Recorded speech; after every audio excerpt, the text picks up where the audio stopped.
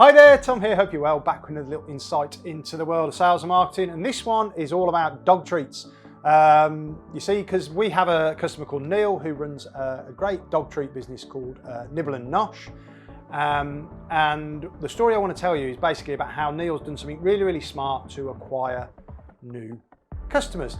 You see, because Nibble and Nosh is a subscription-based business, and typically the only way that you can become a customer of Nibble and Nosh is coming onto one of their subscription services, which means you get a box every single month through the post with all the dog treats you need for your dog for the month, which in itself is a great business. But I don't know about you, but my experience is, and you will have this, is sometimes subscription business, it's hard to get people to commit to go onto a subscription first time round.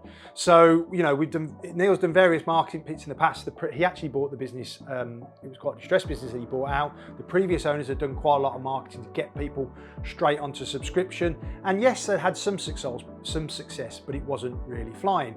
So once we got involved, we said, actually, what can we do to make it a lot easier for people to become a customer of Nibble and Nosh. So what we did is we just put a simple Facebook ad out to a dog-led audience, not selling subscription, just basically saying, would you like to give this these treats a go?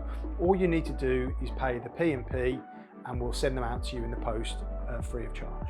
And the cost of that P&P essentially covered all the overhead in delivering that and getting it out, so he wasn't losing any money. And lo and behold, it flew. And what's ended up is Neil's ended up with a list now of 500 or 600 new customers in the business.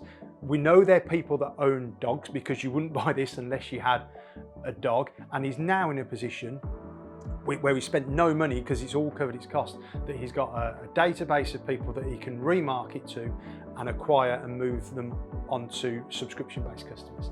Now, that's a really smart thing to do, but you only get to that position if you really understand, and Neil's an accountant by trade, your marketing numbers. And what I mean by that is actually, what's your lifetime value of a customer? How long does a customer stay on something like that subscription?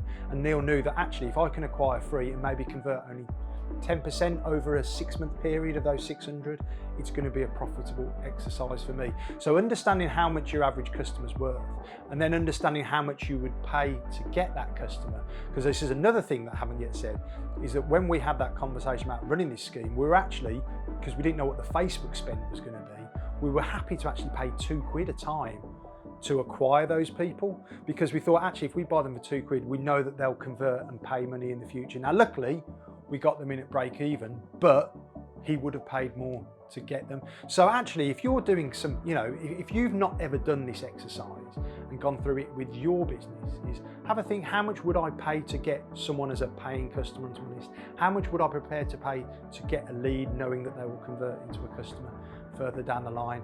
It's really an exercise that's worth doing. So many people do their business maths in terms of obviously gross margin, profit margin, net margins, but I don't think enough people spend enough time on their marketing numbers and their marketing maths. So maybe it's worth pulling out a piece of paper, doing that exercise and asking yourself, is how much will I pay to get a customer? How much will I pay to get a lead?